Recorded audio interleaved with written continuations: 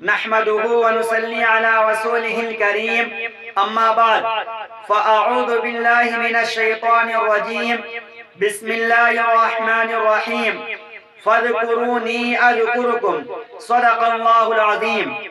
محترم بزرگوں اور عزیز ساتھیوں، اللہ رب العزت نے قرآن مقدس میں دوسرے پارے میں 10ویں سطر میں ارشاد فرمایا فَاذْكُرُونِي أَذْكُرُكُمْ کہ تم مجھ کو یاد کرو اور میں تم کو یاد کروں گا۔ یعنی خوش نصیب ہے وہ بندہ اور وہ بندی اور وہ نوجوان مرد اور وہ نوجوان عورتیں کہ جو اللہ رب العزت کو یاد کرتے ہیں تو اللہ رب العزت بھی ان کو اپنی مہربانی سے یاد فرماتا ہے۔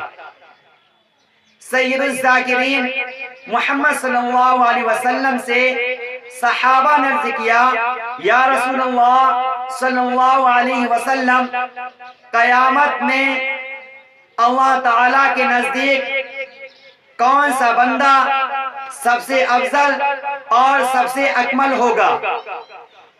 تو آپ صلی اللہ علیہ وسلم نے ارشاد فرمایا جو شخص اللہ رب العزت کو کثرت سے یاد کرتا ہوگا تو وہ شخص قیامت میں اور وہ شخص دنیا میں بھی اور آخرت میں بھی اللہ رب العزت کے نزدیک سب سے افضل اور سب سے اکمل ہوگا۔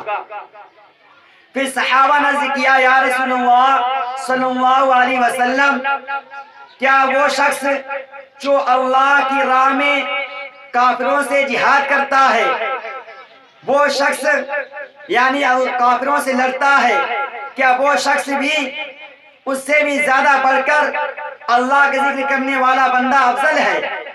حضور پاک علیہ الصلوۃ والسلام نے ارشاد فرمایا کہ اگر کوئی شخص کافروں اور مشرکوں سے اس قدر لڑے کہ اس کی تلوار ٹوٹ جاوے اور وہ زخموں کی وجہ سے اس کا بدن خون سے رنگا جاوے، پھر بھی وہ شخص اللہ تعالیٰ کا ذکر کرنے والے سے افضل نہیں ہو سکتا ہے۔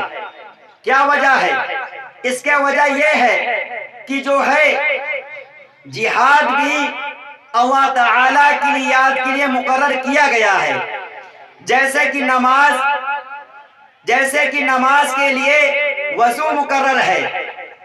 اللہ رب العزت کا ذکر کرنے میں نہ کوئی گنتی کی ضرورت ہے، نہ کوئی وقت کی ضرورت ہے، نہ کوئی گھنٹے کی ضرورت ہے، نہ کوئی منٹ کی ضرورت ہے، نہ کسی جگہ کا متعین کرنا ہے، نہ کسی کاروبار کو روکنا ہے، نہ کسی مخصوص جگہ پر بیٹھنا ہے، بلکہ چلتے پھرتے اٹھتے بیٹھتے جس طرح چاہو جیسے چاہو اللہ رب العزت کا ذکر کر سکتے ہو۔ کسی نے کیا یہ خوب کہا ہے کہ اللہ اللہ بول تیرا کیا لگے گا مول، آیا اللہ ہی اللہ ہے، نہا اللہ ہی اللہ ہے، یہاں اللہ ہی اللہ ہے، وہاں اللہ ہی اللہ ہے۔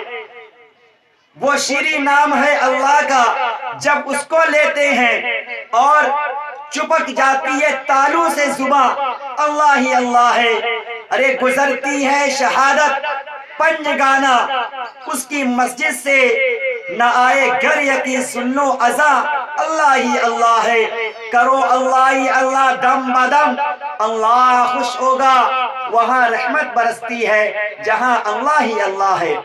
سید الذاکرین حضور پرنور صلی اللہ علیہ وسلم نے ارشاد فرمایا کہ جب اللہ کو یاد کرنے والا بندہ مرتا ہے تو آسمان اور زمین کے ٹکڑے روتے ہیں، جہاں جہاں جس جس جگہ اس نے اللہ کا ذکر کیا ہے۔ اللہ فرماتا ہے تم کیوں رو رہے ہو؟ وہ فرماتے ہیں اللہ اصل بات تو یہ بندہ جس طرح نکلتا تھا تیرا ذکر کرتا تھا۔ کیا خوش نصیب ہیں وہ لوگ جو اللہ رب العزت کا ذکر کرتے ہیں، اٹھتے بیٹھتے کھاتے پیتے سوتے جاگتے جیسے چاہے اللہ کا ذکر کرتے ہیں۔ مرنے کے بعد ہم کو قبر اور آخرت کے ملکوں میں جانا ہے، وہاں اللہ اور اس کے رسول کی تابعداری کا سکہ چلے گا۔ صرف اسی کا سکہ چلے گا جس نے اللہ رسول کے تابعداری کا سکہ چلے گا۔ ظاہر سی بات ہے کہ اگر ہم لوگ دنیا میں جو نیک اعمال کر لیں گے وہ آخرت میں کام آئیں گے۔ اگر سورہ اخلاص پڑھ لیں گے آخرت میں اس کا اجر لکھ دیا جائے گا۔ سبحان اللہ کہہ لیں گے آخرت میں اس کا اجر لکھ دیا جائے گا۔ مرنے کے بعد میں آپ کے یہ اعمال نامہ یہ کتاب بند ہو جائے گی۔ آپ جو ہیں انتظار کریں گے کہ ہمارے بیٹے، ہمارے بھائی، ہماری بہن، ہماری بیوی ہمارے لیے کچھ ایثار ثواب کر دے، تو نہیں کر پائے گا کوئی۔ دنیا میں پڑھ کے کوئی نہیں کر پائے گا۔ اگر کرنا ہے تو ابھی کر لو، دنیا میں تیاری کر لو۔ اچھا تو مسلمان وہ ہے جو مرنے سے پہلے اپنی تیاری شروع کر دے کہ اپنے اعمال اپنی توبہ کرنے لگے۔ ارشاد فرمائے رسول اللہ صلی اللہ علیہ وسلم نے، ایک شخص جو تھا راستے میں یوں چلا جا رہا تھا، راستے میں ایک کانٹے کی ٹہنی پڑی ہوئی تھی، تو اس شخص نے اس کانٹے کی ٹہنی کو اٹھا کر دوسری جگہ الگ کر دیا۔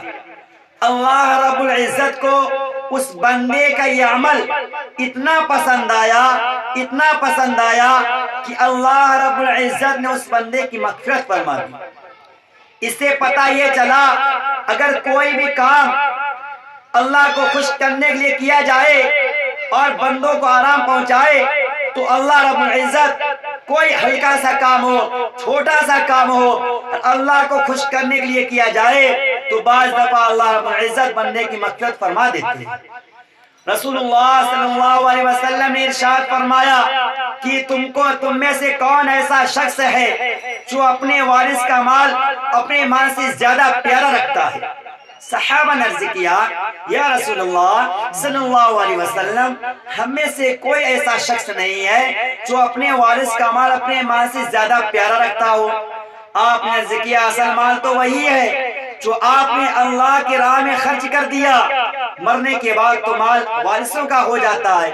ظاہر سی بات ہے مرنے کے بعد میں مال وارثوں کا ہو جاتا ہے، اور اپنا اصل مال تو وہی ہے جو آپ نے اللہ کی راہ میں خرچ کر دیا۔